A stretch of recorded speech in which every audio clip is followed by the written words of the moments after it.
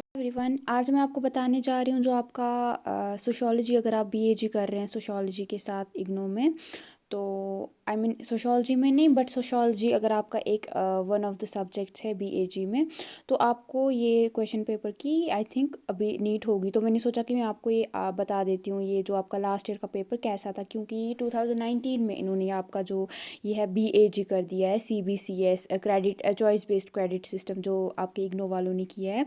तो उसके बेसिस पे कैसा आपका क्वेश्चन पेपर आता है। बहुत सारे बच्चे हैं जिन्होंने इस साल एडमिशन लिया है जनवरी में, और अभी उनका पेपर उनके एग्ज़ाम्स होने वाले हैं, तो उनको नहीं पता होगा कि कैसा पेपर होगा। तो उससे जो ये वाला पेपर है इससे आपको हेल्प मिलेगी। और बहुत सारे बच्चे ट्राई भी कर रहे हैं पेपर्स ढूंढने की, और मैं खुद बहुत टाइम से ट्राई कर रही थी आपके लिए पेपर्स ढूंढने की, बट नहीं मिलते हैं। बहुत मुश्किल से मुझे ये पेपर मिला। मैं यूट्यूब पे गई, वहाँ पे मैंने कुछ देखा, वहाँ से फिर मैंने ये जो आपका ये है, ये वाला जो आपका पेपर है, ये मैंने इसका स्क्रीनशॉट लिया।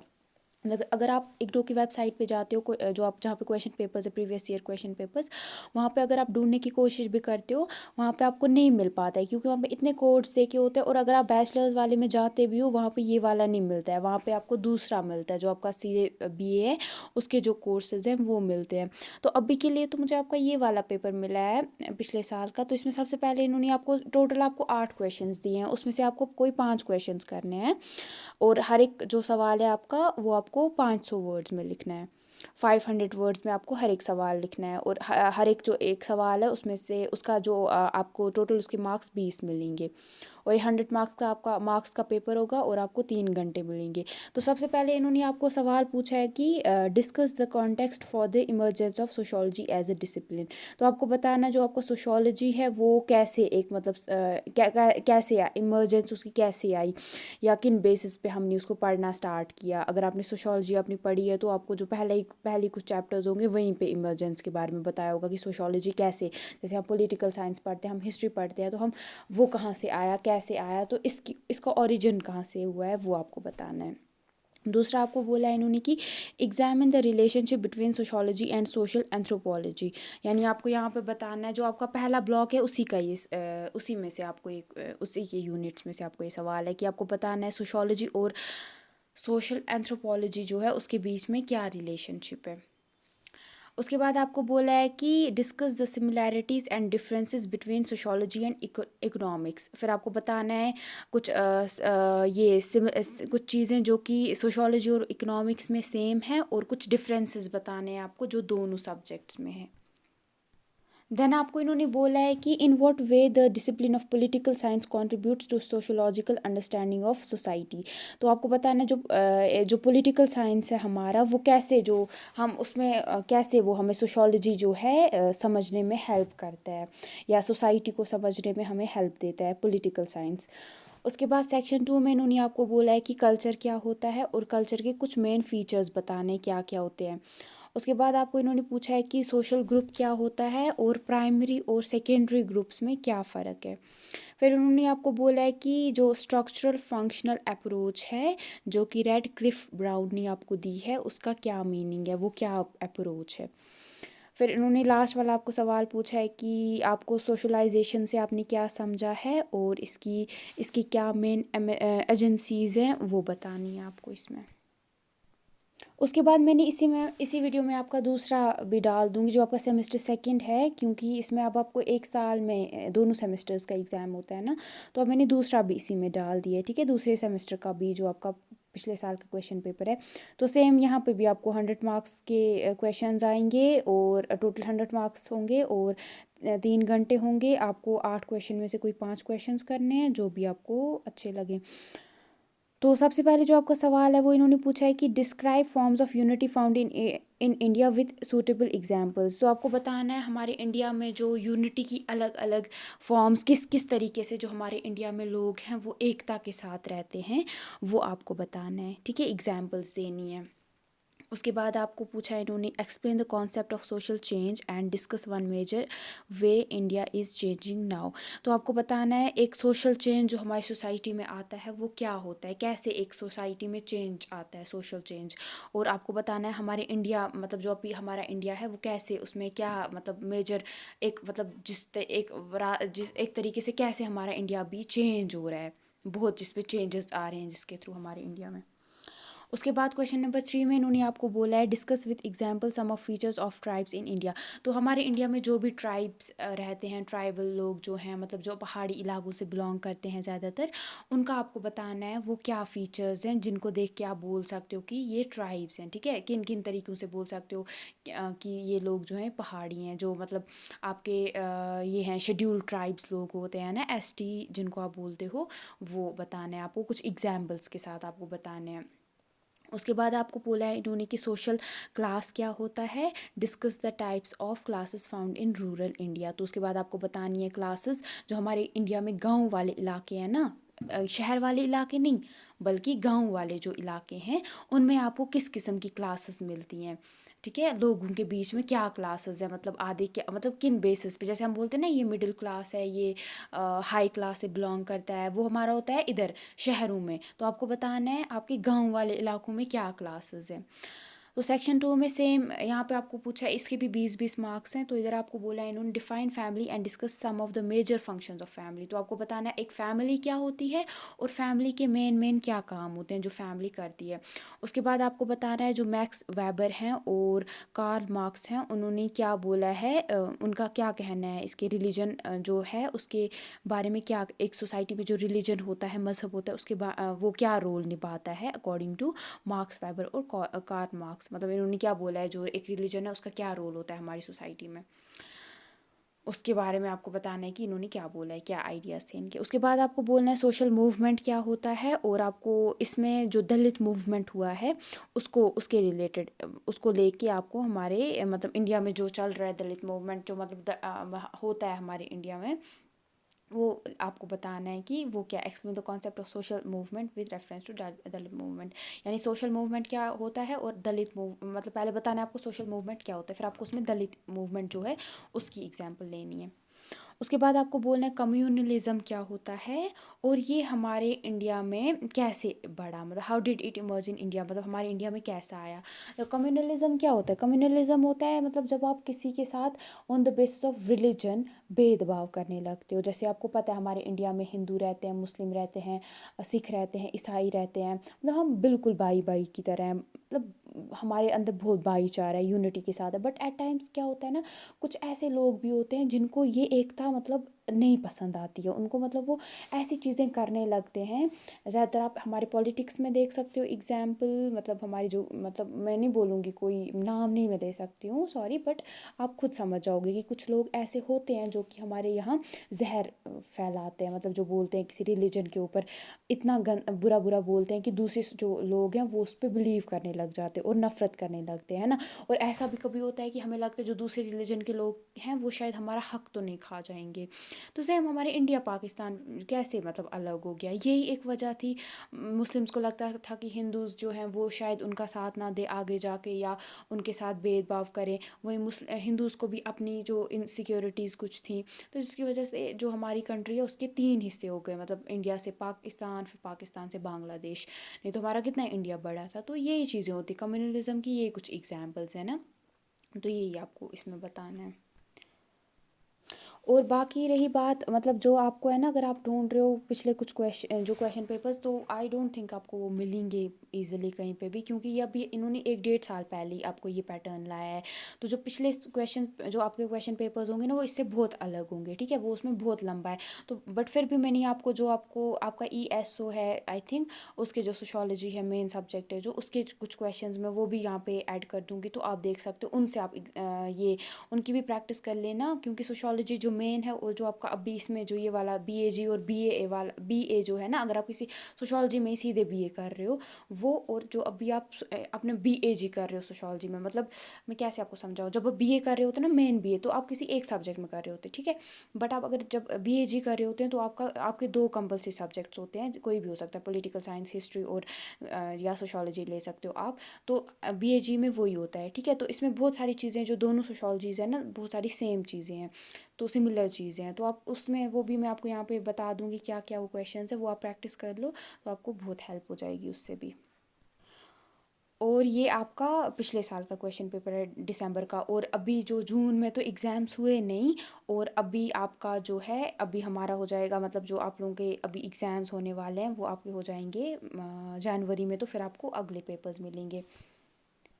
आप देखिए ये है ESO 11, ठीक है। यहाँ पे बहुत सारे मैंने क्वेश्चंस देखे हैं जो कि मतलब मैच करते हैं आपके प्रोग्राम के साथ, ठीक है, जो आपका है सोशोलॉजी।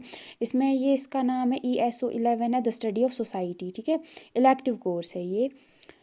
तो इसमें आप देखो जो पिछले क्वेश्चन पेपर्स होते थे वो इस टाइप के आते थे, 3 सेक्शंस में होते थे, फिर आपको इसमें से कुछ क्वेश्चंस करने थे। जैसे ये सेक्शन है, इसमें आपको बोला इन्होंने यूरोप में जो सोशोलॉजी है वो कैसे आया। तो लेकिन जो इससे पहले मैंने आपको बताया था उसमें बोला था कि इंडिया में सोशोलॉजी कैसे आया। तो बहुत सारी चीज़ें थोड़ी सिमिलर हैं। उसके बाद इसमें आपको बोला है कि सोशल स्ट्रैटिफिकेशन क्या होती है और उसकी क्या क्या अलग ये हैं, किस्में हैं। फिर आपको इन्होंने बोला है कि critically examine the Indian experience of development since independence, यानी जो हमारे इंडिया में जो एक्सपीरियंस हुआ है, मतलब जो इंडिया में मतलब डेवलपमेंट हो रहा है उसके उसको अच्छे से आपको बताना, उसके ये भी अच्छे ये भी बताने अच्छे, मतलब जो चीज़ें हुई हैं उससे वो भी बतानी है, और उसको जो उसकी गलत आप मतलब चीज़ें भी हुई हैं वो भी आपको बतानी है। जैसे अगर डेवलपमेंट हो रहा है तो बहुत ज़्यादा पेड़ वगैरह काटे जाते हैं, और आप देखोगे जंगलों में बहुत सारे लोग भी रहते हैं, फिर उनको एक जगह से दूसरी जगह हटाया जाता है, शिफ्ट किया जाता है। डेवलपमेंट हो रहा है, नो मतलब उसमें कोई ये नहीं है कि नहीं हो रहा है, बट आप किसी का घर भी छीन रहे हो, है ना। तो ऐसे आपको इसको क्रिटिकली एग्जामिन करना है। ये नहीं आपको सिर्फ इसकी अच्छी बातें बतानी है, आपको इसको इसकी घर पॉजिटिव प्लस नेगेटिव बातें भी बतानी है। उसके बाद इन्होंने आपको पूछा है कि discuss the significance of family in contemporary times. तो फैमिली के ऊपर आपको सवाल बोला था उस वाले चैप्टर में, मैंने सॉरी उस जो आपका पिछले साल का क्वेश्चन पेपर था फैमिली के ऊपर आया था कि फैमिली का क्या रोल होता है। सेम यहाँ पे आपको बताया कि अभी आज के टाइम में फैमिली की क्या इंपॉर्टेंस है। पर यहाँ पे इन्होंने आपको 250 वर्ड्स के सवाल पूछे हैं, बट वहाँ पे सारे 500 वर्ड्स के आपको लिखने हैं। तो यहाँ पे इन्होंने बताया है कि इंटर रिलेशनशिप ऑफ सोशोलॉजी और एंथ्रोपोलॉजी क्या है, मतलब सोशोलॉजी और एंथ्रोपोलॉजी में क्या डिफरेंस है, ठीक है। ये भी आपका है एक क्वेश्चन उसमें भी। तो उसके बाद आपको बताना है discuss the limitation of functional analysis. Functional analysis जो है उसकी क्या मतलब चीज़ें हैं, मतलब जो वो नहीं कर पाता है, लिमिटेशंस हैं उसकी, ठीक है। उसके बाद इन्होंने पूछा आपको मैरिज की क्या क्या टाइप्स हैं, ये भी आपका मैरिज के ऊपर भी आपका एक चैप्टर है। उसके बाद आपको इन्होंने बोला है कि discuss the major means of social control in modern society, यानी सोशल कंट्रोल जो है मतलब किस चीज़ से ज़्यादा आजकल की सोसाइटी में होता है। फिर आपको इन्होंने बोला है कि मार्केट एक्सचेंज का क्या उसके क्या फ़ीचर्स हैं। फिर इन्होंने बोला है कि कॉन्फ्लिक्ट अप्रोच जो है उससे हम कैसे जो हम कैसे उससे सोशल चेंज पढ़ पाते हैं। सोशल चेंज के ऊपर आपको एक सवाल पूछा गया था। उसके बाद सेक्शन 3 में आपको इन्होंने बोला है कि रोल मॉडल जो होता है उसका क्या मतलब होता है, आपको क्या लगता है एक रोल मॉडल क्या होता है। उसके बाद इन्होंने बोला है कि differentiate between mechanical solidarity and organic solidarity, यानी मैकेनिकल और ऑर्गेनिक सॉलिडारिटी में क्या फ़र्क होता है। फिर आपको बताना है कल्चर क्या होता है, फिर आपको बताना है नॉर्म्स क्या होते हैं या नॉर्म्स क्या होते हैं। ये आपका ये था। और अगर आपको वैसे ही इंग्लिश में प्रॉब्लम हो रही है, आप हिंदी में आप एक बार देख लीजिएगा। सॉरी मैं ये नहीं बता पाऊँगी क्योंकि मेरा हिंदी सब्जेक्ट नहीं है, मैंने हिंदी अपनी लाइफ में कभी नहीं पढ़ा है। तो मैंने उर्दू पढ़ा है, अगर उर्दू में होता देन मैं आपको बता सकती थी, बट हिंदी मुझे पढ़ना नहीं आता है। तो आप ये देख लीजिए, इसको आप यहाँ पे पॉज़ करके वीडियो को देख सकते हैं। आप देखिए ये है आपका हिंदी वाला, ये हो गया आपका सारा। तो उसके बाद है ESO 12 जो कि है सोसाइटी इन इंडिया, यानी सोशोलॉजी का ये भी टॉपिक है इंडिया के बारे में। और ये आपका जो आपका ये है सेमेस्टर 2 है उसके साथ इसके जो क्वेश्चंस है वो मैच करेंगे। तो सबसे पहले उन्होंने आपको पूछा है मैरिज क्या होता है और हमारे इंडिया में क्या क्या अलग अलग पैटर्न्स जो हैं changing, examine the changing patterns of marriage in India, हमारे इंडिया में क्या मैरिज में क्या क्या अलग अलग चीज़ें आ रही हैं। उसके बाद आपको बताना है कि जो कलोनियलिज़म हुआ था उसका क्या हमारे जो रूरल इकॉनमी थी इंडिया की उस पे क्या असर पड़ा, जब मतलब जब इंडिया वो ब्रिटिशर्स आए थे ना इंडिया में, उनका आपको बताना है। फिर आपको बोलना है सोशल और लिंग्विस्टिक जो कैरेक्टरिस्टिक्स हैं ट्राइब्स के वो क्या क्या हैं। तो ट्राइब्स के ऊपर आपको क्वेश्चन भी उसमें भी आया था, है ना? तो देख सकते हो बहुत सिमिलैरिटीज़ हैं, इससे भी आप हेल्प ले सकते हो अगर आप लेना चाहो। उसके बाद इन्होंने पूछा है आपको बताना है approaches of 5 year plans for eradication of poverty in India. तो जैसे मैंने आपको इकोनॉमिक्स और इसमें पूछा, सोशियोलॉजी में फ़र्क पूछा था, यहाँ पे इन्होंने बोला है जो इकोनॉमिक्स का ये टॉपिक और पॉलिटिकल साइंस का भी ये टॉपिक है, 5 ईयर प्लान जो किया था इंदिरा गांधी के दौरान इंडिया में पॉवर्टी को मिटाने के लिए। तो उसका क्या मतलब, वो क्या अप्रोच थी 5 ईयर प्लान की, जो पॉवर्टी को ख़त्म करने के लिए क्या अप्रोच थी उसका बताना है आपको। फिर उन्होंने आपको बोला है कि जो सोशल क्लासेस है हमारे इंडिया में उनके क्या क्या फ़ीचर्स हैं। उससे पहले जो वो वाला आपका था मेन जो आपका पेपर था, उसमें बोला था कि जो इंडिया में जो रूरल एरियाज़ है वहाँ पे क्या क्या सोशल क्लासेस हैं। तो यहाँ पे आपको दोनों के बोले हैं।